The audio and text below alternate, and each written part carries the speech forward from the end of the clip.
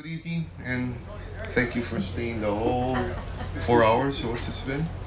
My name is Lawton. I work at Hawaii Gas, and I'm part of the committee here, the Contractors Association of Hawaii.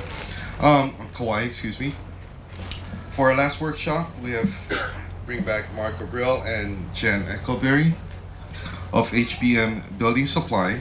They're back here to help you plan and design your dream kitchen. They will be back on Saturday at 10 a.m. with another Dream Kitchen presentation.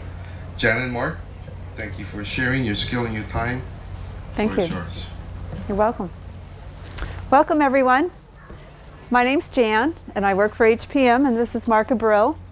And we put together a PowerPoint presentation we'd like to show on how to prepare for a new kitchen. So, where do you start? There's a worksheet that we've put together. Maybe Mark, you could pass some of these out. And this basically has questions on it to jog your mind about what you're needing to plan for. So let me get out of the way here. So first of all, in planning your project, you want to clearly define what it is that you're wanting to do. Are you wanting to just replace your appliances? Is the cabinetry needing to be done? You've got to formulate a budget. The timeline is very important, especially here on the islands. Cabinets take time to order. You need to know if you're going to be needing a long lead time. Then who's going to be doing the work? Do you need to hire a contractor? Is it something you're going to be doing? So the next thing you need to do is to go shopping. And basically you should shop for all the products that you're thinking about getting. Doesn't mean you have to buy them, but just have an idea as to what they're going to cost and how readily available they are. So then you have to clearly define what you're wanting to, how you're wanting the project to look. Do you want to redesign the space? Do you like it the way it is? I always sit down with my customers and I talk about this at length. But it's great if you're prepared for this ahead of time. I can always tell the customers that have done that ahead of time. It really saves a lot. Will you be upgrading appliances, replacing flooring, light fixtures? All of this can snowball, and it's all something you should think about. You should look at what you've got. If you want to just replace your floor, but your cabinets look like they need to be replaced in another 5 years, you might want to think about not doing your floor and waiting, because you could end up replacing your flooring, and then when you had new cabinets, you're stuck with the design that you didn't like in the first place. So those are all considerations. How much money is this project going to cost? We had an earlier presenter that talked about having extra money aside in case something goes wrong. There are lots of times we open up walls and we find that things are not what we expected, and it's going to cost a little bit more. So material costs are important, labor costs are important, equipment costs, permitting. You need to decide if it's going to be something, call the county and do your due diligence and find out if it's a project that does have to have permitting involved. Waste disposal costs. These are all hidden things that we don't think about that are really quite important when you're starting your project. Here are just some guidelines as to what percentages things are going to run. Some people like to do some of the things themselves so they can save money in that way, like taking the rubbish to the dump, that sort of thing. Then how long will it take to complete the project?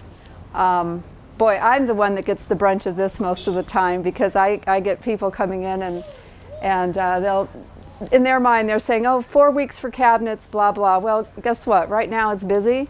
It can be as much as 10 weeks for cabinets.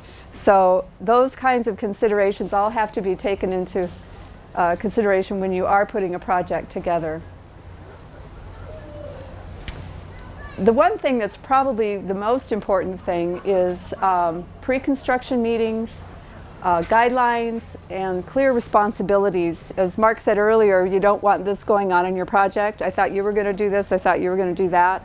One thing that's highly important is that you're communicating very well with the people that you're working with. So if you're hiring a contractor, make sure that you do have, that he's listening, that he's not just going, yeah, okay, it's going to cost this. Because if that kind of thing is going on, you're going to be in trouble. There are going to be miscommunications. So that's highly important. Oh, and regular updates, of course. And then the final walkthroughs and things like that, that has to be talked about. All of those things need to be talked about. So who will be doing the work? Yourself, a licensed contractor. Are you going to be hiring a bunch of your friends to do different things? I will tell you that if you want a project to go quickly, it's probably best to hire a contractor who has the subs already in place, who knows your timeline, who can get the job done quickly. Do-it-yourselfers, typically, that will slow down a project in a huge way, because your best buddy is a plumber and he may get stuck on a job for 3 weeks, and so you're without a sink for an additional 3 weeks. So think about things like that as well. Considering a licensed contractor, be sure he's licensed. There are lots of liabilities with insurance, and you know, someone could get hurt on your project and you could be responsible for paying that bill. Your homeowner's insurance will not cover that. So that's a really important thing. So go shopping, have fun. You know, look at all the different offerings. Cabinets have changed a lot over the years, and a few years ago they introduced things like soft close drawers, a drawer guide that will suck the drawer in so you don't slam the drawers. I always say I don't like those because I want people to know when I'm upset. So if they can't slam my doors, they don't, but that's just me. So in starting the project, the customers that I love are the ones that walk in with the pictures of stuff that they, you know, have collected, or that what they want to achieve in their kitchen. And I can usually tell relatively quickly where to show them, where to direct them to get the look that they want. So that's kind of a fun thing to do. List the features about what you like and just don't like about your kitchen. And that's on that flyer that I passed out. Those are important things as well for a designer to be able to include everything that you want. Realize too that there's a little give and take. Your space is only so big, so we do our very best. I try to nail down exactly what's the most important thing that you want. So, are we ready? We're going to take the first step, right? Rule number 1, stop! Don't start the project until all of your materials are in. I can't tell you the headaches. And especially for me as a designer, if I've ordered you cabinets and you've torn your kitchen out and I've been given wrong shipping information, or we get a storm or something happens, guess what? I'm the bad guy, or whoever you ordered the product from. So take the stress out of the project completely and wait until all your products are there. Thank you, Mark. That's so huge. All right, well, we carry lots and lots of different brands of cabinets, and probably one of the most important things that I think, especially here on the islands, is to make sure that you order a plywood box. A lot of the cabinet lines that are available come with that as an upgrade. They might have a standard particle board, but the particle board with this moisture just does not last, and some of you may already know that. You may already have experienced that. So here are some of the traditional styles of kitchens, and I'll just kind of flip through these. The doors, this is such a cool feature. I love this whole thing. These doors with a lot of trim and so forth. Here on the islands, these are not really good doors to sell because of our moisture contraction. What happens is you'll get a little line here. If this panel gets too small or too large, it'll break if it's too large, and if it's too small, the actual stain right along here will, the raw wood will actually show. So it's called shadowing. So that's just one of the drawbacks to it. Here's a contemporary style. Again, if you're going with a slab door, it probably shouldn't be a solid slab. It should be a veneer. Solid slabs tend to warp with a lot of moisture, so that's just something to consider. Here are some more contemporary doors. This is a real good door for the islands. Anything with a recessed panel like that, they do pretty well. I do want to talk a little bit about the white. How many of you are thinking about getting white cabinets? Anybody here? No? Okay. Well, I'm going to skip my presentation on the white since nobody here is actually considering it. But I do want to tell you that if you're... I might change my mind. Okay, well, you'll probably not, but basically the painted cabinets that are out now that are so popular are made on maple, most of them. Maple is probably the worst wood here for our moisture. It's a very hard wood, but it moves and contracts quite a bit. This particular door has been in a controlled environment, and you can see fine hairline cracks. I'm going to pass it around. That's inherent in the door, and it's just something to be aware of. There are ways around that, but none of the solutions are really that great. So the doors that are the shaker door style, in some of the stains, this one has a bamboo type inset, which is nice. Here's one, I love this. This is a wire brush sapelli. Very nice, very contemporary looking. Here we have a a bamboo. Sorry, I'm getting tired. And that's really a nice one. And these come in different colors too as well. So here's another sapelli. That's just a simple door, simple straight lines. And then here's another version of a shaker. So again, that's that recessed panel that does very well. So I'll keep moving, sorry. May I? Yes, you may. Okay. One of the things she's showing you, she showed you a traditional type of door, she showed you a contemporary type of door, and of course the transitional type of door.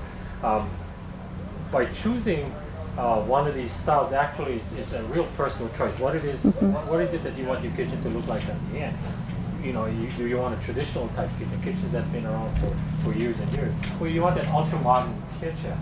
You pick the contemporary style. And if you're not one to pick either full traditional or full contemporary, the middle ground is the transitional styles, which combines both contemporary and a little bit of traditional, but yet it still looks modern, contemporary, and really, really neat. So what you're showing is some of the different door styles that go and make up those categories. The other thing that's real important too is your hardware can change the style of the kitchen completely.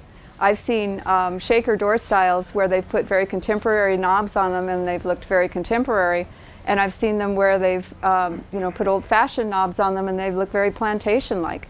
The color makes a difference too. It's really surprising. And that's, I think, probably, wouldn't you agree, Mark, that shaker is probably the most flexible door we have as far as design? It's a traditional, it's a transitional. Yep. Also could be a contemporary door. Yeah, I really, really like them. Here are just some wood species. We're actually seeing more of this oak is starting to reemerge in a rift white oak, and not the old style oak with the wide grains, but it's cut on a different way that gives it shorter grains running through. But there are some very creative stains that are out that look really nice. You'd be surprised.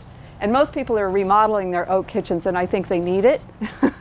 But this is still something that's kind of starting to show up again. It's kind of interesting. Cherry is an excellent wood for the islands. Excellent. It's a hardwood. It takes stain really well. It gets darker with age. The only thing about cherry is, see the, whoops, what happened to my pointer here? See those white lines right there? In cherry, if you get like a natural cherry, it has a lot of variation in color. So I tell people if they don't like to see those variations, have it stain darker so you don't see any of that. Again, the worst one for us would be the maple. Alder's very good. African mahogany is very good. Black walnut. Beech. Hickory's not so good. A rustic alder, I haven't sold much of that. Have you seen anything? It all depends on the rustic alder. Normally you'll have the standard alder will be probably a really clean face coming, like it'll mimic maple in certain respect. On the rustic series, you tend to have a little bit more character or knots in them. Right. Just to have that character. But that's the rustic series, whether it's alder or cherry or. Here's some more, some trends. You're seeing the two different colors. We're doing that a lot with, you know, I've done lots of real dark islands and light kitchens. Not so much anymore of the moldings, the higher moldings, but again, I love that look. It's quite beautiful. You see the plantation, that plantation door, that's a real popular one. Here are some of the accessories. And this is another thing that's real important. Talk to me about what's driving you crazy. There's just some real simple things that can make your kitchen so much easier. Even this little corner, oops. This little corner unit right here, that's another answer to a lazy Susan. If you don't have room for a lazy Susan, we can still do something where you have access to those items without having to get a small child to go back and get the pan in the very back. Pull out rubbish cans. We're doing a lot more of those as well. Do you want to go ahead and talk about the work triangle, Mark? I can. Would you like to? Sure. Okay. Yeah. We decided to put that on there. You know, if you look at what we call the National Kitchen and Bath Association rules, one of the things that they talk about is the work triangle. What the work triangle simply is a triangle that has, with a total of the 3 legs, are not to exceed 26 feet. Now, what that simply means is your kitchen has to be efficient for you. You know, you don't want to have to be walking around like, you know, the relation between your sink, your refrigerator, and your cooking surface cannot be more than 26 feet apart. Otherwise, that kitchen will be more like work for you because you'll be walking around, you know, to each appliance. And of course, one of the things that they try not to do is try not to get that triangle to cross any island by more than 12 inches. Okay, because you gotta allow yourself free movement within that kitchen again. You know, whether it's the placement of the cabinets, the accessories, and so forth. The whole idea of your kitchen, it has to be efficient for you. The smaller the kitchen, the bigger the challenge to make the kitchen efficient. So that's one of the rules that the national people have put together, which they call the work triangle, to make sure that the kitchen remains efficient for you. And you can have 2 work triangles. I met a couple today and they're both cooks. And they both are in that kitchen at the same time. And I can tell you that when we sit down, we're going to talk about, all right, who's going to be doing what prep where and when, and let's get these triangles to interact together. Countertops. Lots happened with laminate. Always recommend that if you do a laminate, make sure you do it on plywood and not particle board. They have a lot of products right now out in the market that look like granite, that are actually 10-foot runs of a pattern, a granite pattern, which is basically the picture of granite. And they can do bullnose edging. And I think they even have some type of OG edging now too, don't they? Solid surface, does everybody know what that is? Like the Corian of the world? Well, do you want me to go into them a little bit to kind of tell you what their qualities and so forth are? The solid surface is a product that is an acrylic basically, and the good thing about it is if you scratch it, dent it, break it, or whatever, it can be repaired, and it can be resanded down to the original condition. Also, it has the ability to have a sink that's part of the top, and it's seamless. So you don't ever see seams in a solid surface top. Those are some of the good things, but you do have to, I think they're a little more maintenance. They stain pretty easily. You have to kind of watch what you're doing with them. But a lot of people love them, and they are still available. And more importantly, if I may, those man-made products, the acrylic-based products, because they also expand and contract and react to heat, you got to make sure that you got hot pots and pans and stuff like that, put them on. dishes, that they not be put directly on the surface. Exactly. You gotta have it on some kind of trim. I've heard that too with water in the sinks, that you should always, if like let's say you're making a big pot of spaghetti, you should always pour a little water in that hot spaghetti water before you pour it in the sink, because of the intense heat. it could possibly crack the drain part of the sink. So that's never happened to me, but you know, It does happen. never say never. It can happen. Granite, marble, or concrete. Granite, as you know, is wildly popular. The price can vary quite a bit by where the granite comes from, how exotic it is. There are products from China right now that you can get very inexpensively that are pre-sized and their edges are pre-done. They are lesser qualities. They have more what we call fissures, which are just little fine cracks in them. But they are at a pretty reasonable price, so you can get that. The other thing you can do if you want the look of granite is you could always do granite tiles as well. Now, granite is a porous material. It does need to have a sealant put on it. I've never sealed one myself. I'm told that it's kind of like using car wax. You know, it should be done about once a year. So that's granite.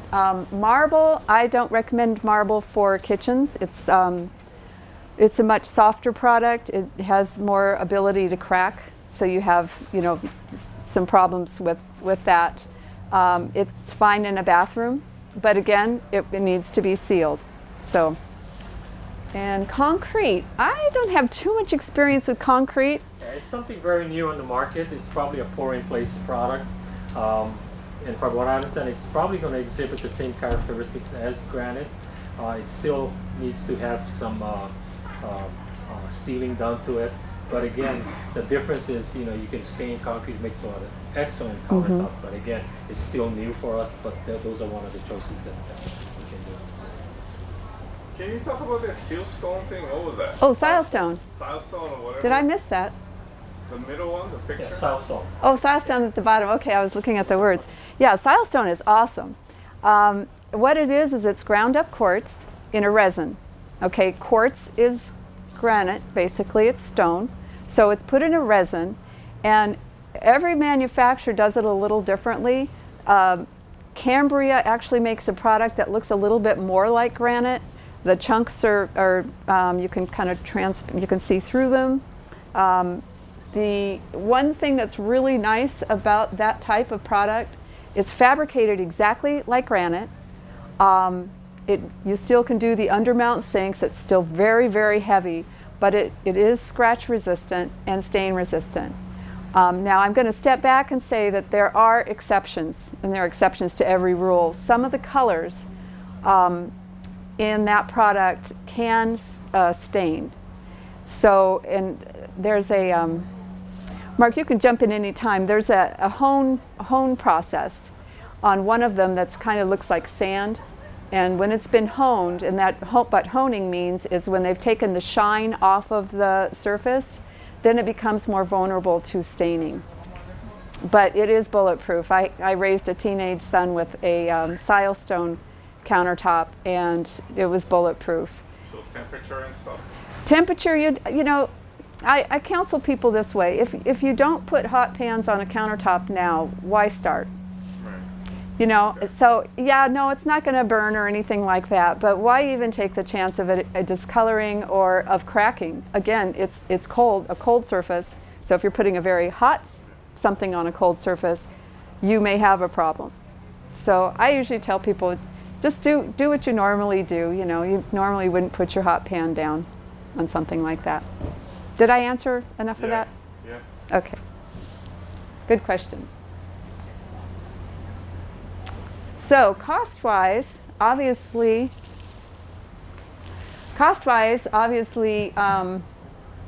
your laminate is probably going to be your least expensive.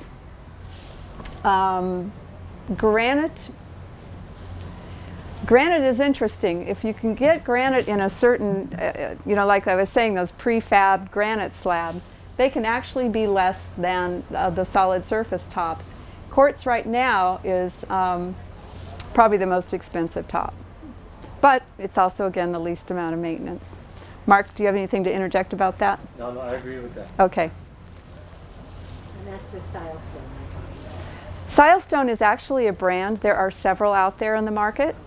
There's Cambria, there's Caesar stone, Zodiac. There's a number of them out there. Yeah.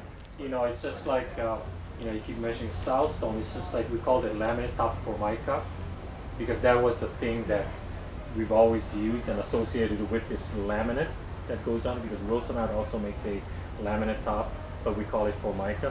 Silestone, you know, because they've done a lot of advertising and they put their name out there, Yeah. we always say silestone, but what we really mean is quartz type of concrete. Right.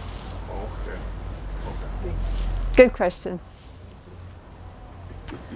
Okay, I'm going to hand this over to Mark. He's the appliance guy. I've never sold appliances. I know all about specs. I have to look them over to make sure everything's going to fit, but Mark pretty much handles that part of things. Okay. Whenever you're doing your kitchen, one of the things that you're going to want to consider is replacing your appliances. Now, when you do make that decision though, and if you're going to do cabinets, one of the first things you want to do is make sure you pick your appliances. Because if you're going to design cabinets and you have something unique, for example, wall ovens or built-in refrigerators and so forth, we want to make sure that the cabinet that Jan is going to specify, that all those appliances are going to fit in like they're supposed to. And one of the things that we try to do is to make sure that when we're designing cabinets and appliances in tandem, that it has to look like it belonged there. It wasn't something that we put together, it wasn't something we made up, it belongs there. Okay? So one of the considerations that we do when we're modeling, you want to think about ranges. Are we going to use gas or electric?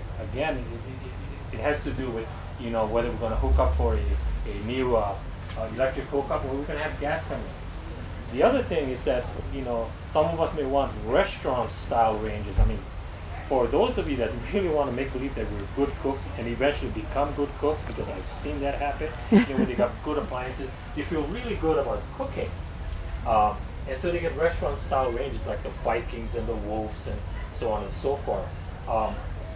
We have to make sure that if we're going to put those things in, we also got to get the corresponding ventilation, and we have to design our cabinets around that. Ranges on the restaurant side normally will range anywhere from 30, 36, 48 inches. we got to know that.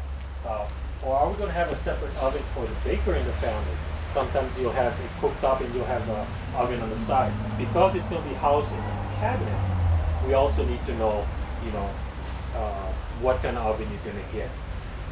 Refrigerators, you know, top mount or bottom mount. You know, you have to assess your family style. How many in the family? How you will be using that? And again, you know, if you're going to store a lot of stuff, do you want a bigger freezer? The other thing we hop on a lot is this Energy Star rating. Okay? And I'm going to jump to dishwasher and then jump back to my Energy Star rating. Okay, when we choose dishwashers, you know, we look at, you know, how quickly, how quiet, how efficiently do you want the dishwasher to work. How much noise does it make? Okay, remember, we oftentimes will throw the dishes in the dishwasher, let it run while we're watching TV, and how many of us can hear the thing making all funny noises? Well, dishwashers also have different sound levels, yeah, based on how much padding they got in there to kill that sound.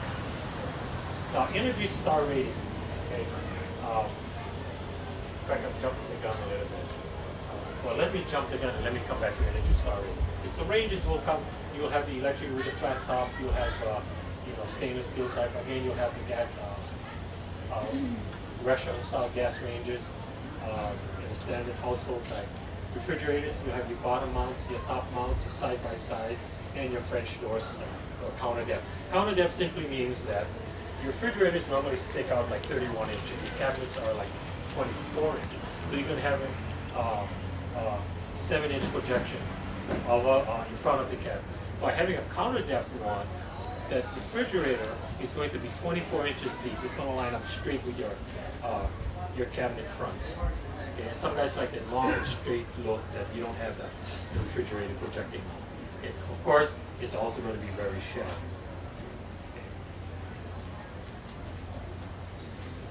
Other appliances, dishwasher, wall oven, cooktop, microwave, food combos, hoods. This one here, I don't know how many of you, or where you guys put your microwaves right now.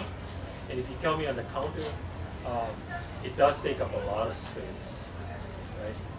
And so one of the things we see more and more happening is by then having a microwave hood combo that mounts right above the cooktop, and it acts both as a microwave and as a hood. Okay, so what the action will be, you know, you're doing stuff and it opens right here. You put stuff in, you take it out, you get stuff out of the refrigerator, you pull it up, put it in. Now I like to do that stuff just to demonstrate to the customer what that action will look like, and we make you go through that motion so you also get the feel of what it'll feel like.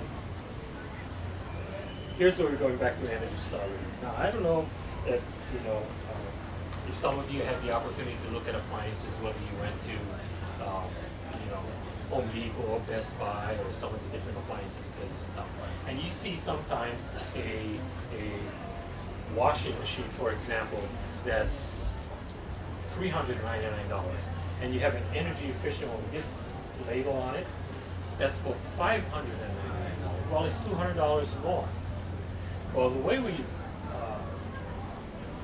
explain that is every appliance has to have this on the appliance. It has to have it on the box. Now, one of the misconceptions is right here, where the manufacturers will put the mainland utility rates. And as you know, Hawaii is one of the highest utility rates. So what you'll do is, over here we'll tell you how much kilowatt hours the appliance will use every year. And you multiply that out by the energy rate, and you will get a number that it'll cost you to run that appliance every year. So you take the original cost of the appliance and you keep adding that. Okay, on the non-energy efficient model. You take the energy efficient model and you'll find that it will use less kilowatt hours, but you start applying that to that and you keep adding it to the original cost. Eventually you will see this line go like this, where the energy efficient model and the non-energy efficient model will crisscross in about 18 to 24 months. That's 1.5 to 2 years before they will hit even. After that point, it'll become more expensive for you to run the non-efficient model. That's how you figure it out. So, do we pay the $200 now? 2 years later, it'll be way more expensive for you to start running that. So again, price is not everything. So we have to go do the homework. Okay? And sometimes it's a real eye-opening experience, because normally appliances should last you 10 years. Every 2 years, you're getting even already. After that, you start to pay more.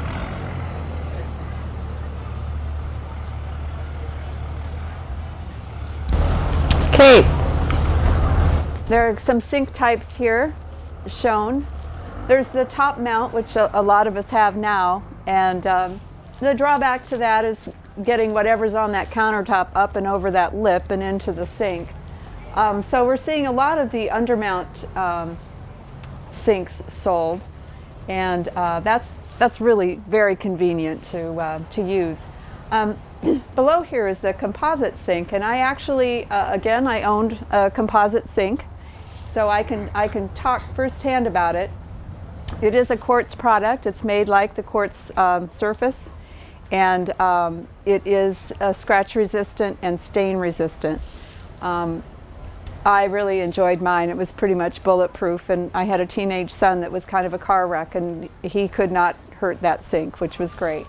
I will also tell you that it's important when you do get like a stainless steel that you get a decent gauge sink. There are lots of cheap sinks out there. Be real careful, especially if you want an undermount sink. Here you're buying a beautiful granite countertop. Don't get a cheap stainless steel sink, which you can. Get something that's pretty decent, and there are lots of products out there to take care of them. There's something called Barkeeper's Friend, and it keeps any scratches that you might get in the stainless steel. And what's the minimum gauge you recommend? For undermounts, I would do 18. 18. Yeah. Yeah. Whoops. I can imagine they selling something thinner than that. They do. Really? Just for price point. Yeah. And people fall for it, and it's a shame, because nobody's there to, to counsel them on what's decent and what isn't. Here are some different types of faucets, things to consider. Do you want the type that has a chain, that pulls down, that you can actually clean the inside of the sink? Do you want the soap dispensers on the side? Again, I counsel people, don't go cheap on the faucets either, because the last thing you want to do is have a leaky faucet or a faucet that they no longer make the part to fix it, because they don't know who the company is that sold the part. Flooring, lots of different types of flooring. You'll see bamboo, vinyl tile, I've seen that around, ceramic tile. The one thing too that's really important when you're doing your kitchen, I always try to tell people to try to do a contrast color for your floor. And that way the kitchen sort of pops, the cabinets pop. So if you wanted to go with a real dark flooring, go with a lighter cabinet, or vice versa. Typically, I don't tell people to try to match. If they say, oh, I want a wood floor and I want my cabinets to match, boy, if that's off, it's going to look off, and it's just not a good thing. So try to get some sort of a contrast when it comes to flooring. Again, here are some of the options. Mark, do you want to elaborate on any of these? No? So just those are just choices for flooring. Yeah. I mean, I'm sure there's a lot more flooring out there. One of this list right here probably represents some of the most popular ones. Right. Again, here's some lighting. That's real important, the placement of lights in your kitchen. And as a designer, I can help you with that as well. There's certain work areas that you'll want to have lit. Lots of different types. Pendant lights are real popular. I'm sure you've seen a lot of those around. See how the lighting just really makes that kitchen jump out there. Painting, accent walls, again, that's all a part of the whole picture. So it's a good idea when you're shopping to get samples of different things, like your countertop, the type of countertop you're getting, and a sample maybe of the wood color and of the flooring, so we can pull everything together and pick the right combinations.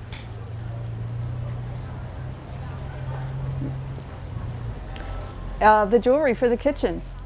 We typically don't sell the cabinet knobs and pulls at HPM. Sometimes we do, but that is the jewelry, and that's what's going to make it your personal thing. So pick the items that you want to get the overall look that you want. And again, you can ask your kitchen designer to help you with choices there. We don't shop with you, but we can tell you, what would work and what doesn't. This is my favorite website as far as getting ideas. It's called HAWAIISTREAM.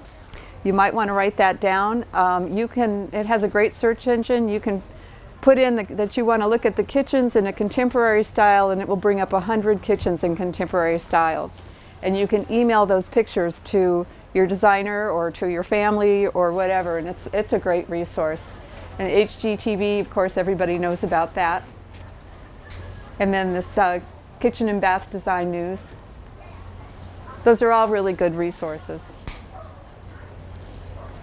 Okay, well, this wraps it up. Does anybody have any questions for me at all? Maple plywood, is it something good to buy or not in cabinets? Well, maple plywood, you gotta remember, it's a veneer, yeah? Because they have the top maple veneer, which is a very thin veneer. Then you have all the different layers of plywood, so it stays fairly stable. Okay, so it won't warp like a regular maple wood. Yeah, what we're talking about is a solid piece of wood. Now, if you go to to see Jan, ask her to show you some of the sample pieces of any of the hardwoods. If you look from the side profile, you'll be able to tell which one is good and which one is not. The ones that are a little bit more porous, you're going to see all those pores in the wood. The one that's a little bit more porous would have a tendency to absorb liquid a little bit, or moisture a little bit better. And if it ever expands, it expands within itself. So the outside dimension doesn't change. Whereas the tighter the grain, when moisture gets in it, it's got no place to go but out. So you're going to have those expansion and contraction she's talking about. So you're going to have what they call growth in the wood itself after the door is in. So it just warps and it never closes good. Now, when she said about those flat panel doors, on those flat panel doors, sometimes you have like 5 or 6 different pieces of wood that's laminated together to make that solid door. Unfortunately, each piece of wood wants to expand and contract in 5 different ways, in 5 different rates. That's when you're going to get this warping and cuppage and stuff. Yeah, we had a job that was a white kitchen job, and in a rainy area, and the doors were hitting, and so the manufacturer warranted the doors, but he told him, he said, I'm going to send you smaller doors so that your doors close, but hang on to your other ones, because as the humidity changes, you may find now that you've got 2 doors that don't meet up because you haven't had the rainy season, and they've kind of moved back somewhat. So he counseled them to go ahead and keep the doors that he's replacing, so they're just going to have to keep going back and forth. And so if they had just chosen something that wasn't going to do that, we'd be better off. Where's your store? Different. Where's the store? Yeah, I know. Do you know where the Hawaii Cannery is? Yeah. We are in there, and in where? Metronis, the cement company? Yes. Oh, I don't know. We're the first building, and our showroom is scary. You go up a dark stairway and in a hallway, and then you open up and it's like, the showroom. So yeah, that's where we're at, and we don't charge to go out and measure and do our designing. So yeah. Okay, I'm confused on the maple. So you said maple laminate is okay, but solid maple is not? Is that? He's talking plywood. Plywood, yeah. So not cabinets, but plywood, right? Yeah, because some people use maple plywood to build their boxes. Correct. Exactly, and that's What they fine. do to maple doors, where the veneer door, they'll actually do the maple veneer, and then they'll edge band the door. Yeah. So the maple ply is fine for the doors. And just edge Veneer band. type door, Yeah. but not the solid wood maple. So we're talking solid wood versus plywood, and plywood is multiple layers of Okay, product.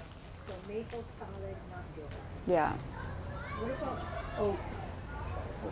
Oak is oak, man. It's Yeah, I mean, salt of the earth. how does it, yeah, I know, I love oak. How does it hold up, either solid panel or the plywood with the veneer? I still wouldn't do a solid. Okay, Um, because of the moisture Mhm. here. Yeah. But with the plywood base or box and a veneer of oak, would that? yeah, even a veneer door that's a style door like a shaker would be just fine. Okay. The solid is the only thing that's getting us on Yeah, that one. Right. Yeah. So I've heard people say cherry is not a good wood to use in Hawaii. Why No. is that? The cherry is actually a very good wood. I actually heard people who sold cabinets tell me don't use cherry. I Really? talked to this lady. I mean, I'm shopping around right Yeah. now, and right on Rice Street, and she said cherry is the worst. Oh no.